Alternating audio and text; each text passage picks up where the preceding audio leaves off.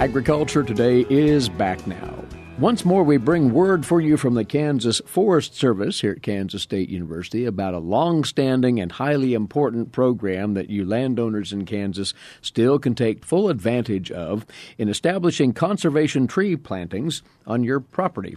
We're talking about the Kansas Conservation Tree Planting Program, and with us now is Conservation Plant Specialist with the Kansas Forest Service, our first chance to visit with Aaron Yoder. So, Aaron, welcome, first of all. Thanks, Eric. And been around a long time, but it still pays to remind folks who might not have encountered the program what it's all about, what its intent is. So you might do that. Yeah, this is the 62nd year of the Conservation Tree Program, and it has served landowners for those years, people wanting to install conservation plantings on their properties. Basically, the tree program provides inexpensive plant material for people who are wanting to do that.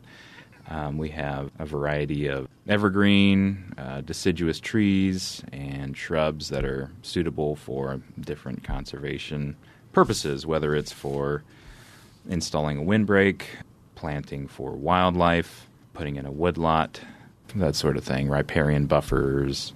So we work closely with NRCS personnel, district conservationists, district foresters that are assisting landowners with cost share programs and that sort of thing.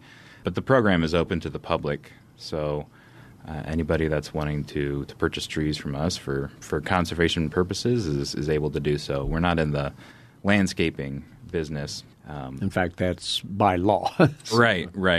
To avoid, we don't want to compete with private nurseries, and the real goal of the program is to supply conservation material for folks that are wanting to do that. So we require that it be for a conservation purpose. That's the gist of the program. We have a spring sale, which we accept pre-orders for, starting the first week of December. We'll start taking orders for that, so we're underway there, and we will actually start shipping out plant material for the spring season. Kind of depends on the weather, usually the second week of March or so. So in the spring we have bare root seedlings, which we get from adjacent state nursery programs from Nebraska, Missouri, Oklahoma. They provide us with bare root seedlings. And then we also have containerized plants, which we offer in the spring and in the fall.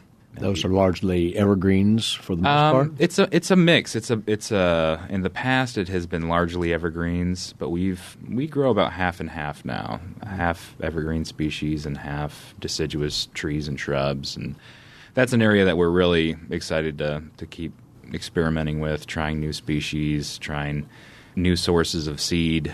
We're doing a lot of seed collection ourselves, and trying to really utilize regional genetics for the plants that we actually grow and sell. So a lot of oak species, and we're really extending the lineup of our containerized program, and with a focus on native species primarily too.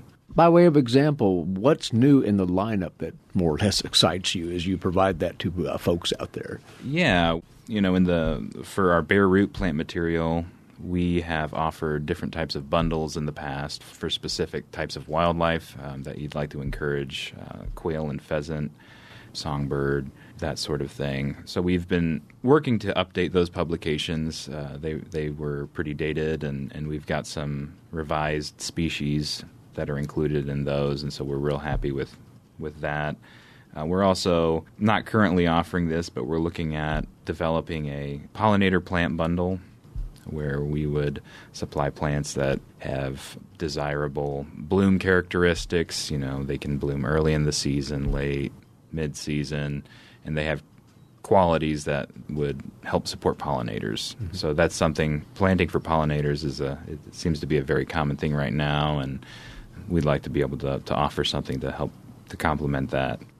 With the new containerized species, one of the things that we've really wanted to be able to do is to offer some of the popular shrubs that we offer in bare root form in the fall as well, in containerized form in the spring. So chokecherry, American plum, sandhill plum, those are all really popular with a lot of, especially with quail and pheasant folks, people wanting to put in plantings for wildlife in general. So having those species available in the fall is something that we're shooting for. There's some challenges in the propagation aspect of it that we're trying to overcome.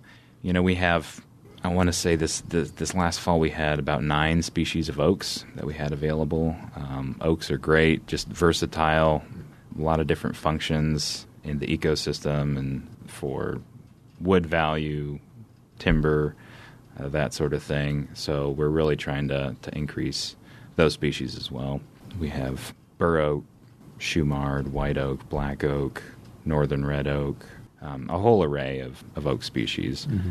One that we're interested in testing out this year is dwarf chinkapin oak, which is a native oak. It's more of a shrub form.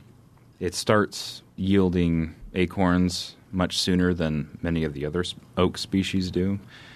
Sometimes bur oak can take, a while. Decades to bear acorns, and so with the dwarf chinkapin, it would be anywhere. It can bear as early as 2 or 3 years. We have a couple of plants on the Forest Service property that are already putting out acorns, so that would be an appealing species for wildlife habitat, people that are wanting to get some acorn production going sooner. So those are a few of the species we're looking at.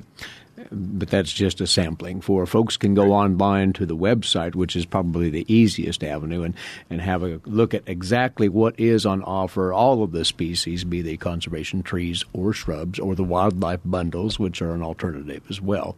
They can shop right there. It's that easy. Yep, you got it. We have, I want to say, I did a count. I think we have 44 species, bare root species, that we're selling this spring, and anywhere between 25 and 30 containerized.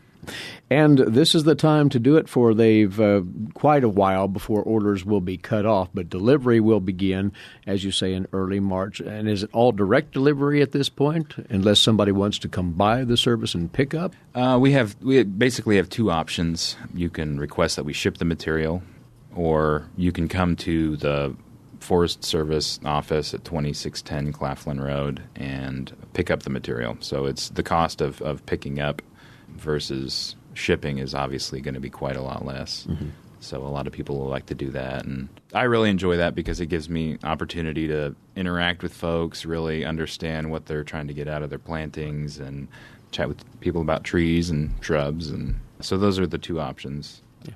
And that hits upon something else that's important. As folks consider the orders they may place here soon, they also need to do the planning in as far as the layout of that windbreak or riparian planting, whatever it might be. And they can tap the resources of the Kansas Forest Service through consultation to get that kind of thing done. Absolutely, yeah. We have a lot of knowledgeable folks on staff in the main office. We also have a number of district offices throughout the state where district foresters can really give you that good regionally relevant information on developing those plans. And so we try to make recommendations based on our conversations with those folks and point you in that direction when there are questions that we feel like they would be more appropriate to handle.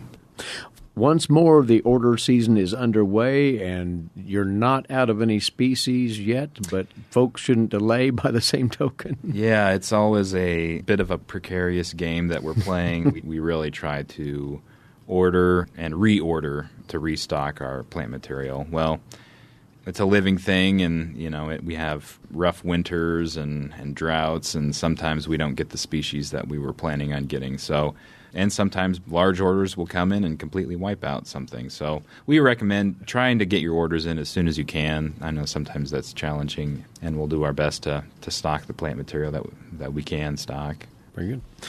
It is fully open for business for spring order taking. That's been underway for quite a while now, and you've still plenty of time to place those orders.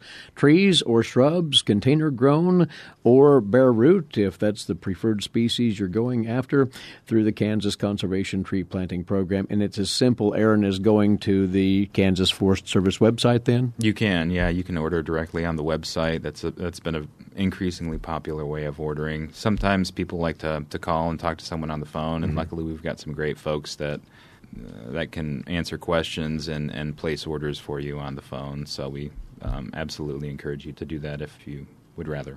And that phone information and everything else is at kansasforests.org. But don't delay in pursuing those orders if you're so inclined.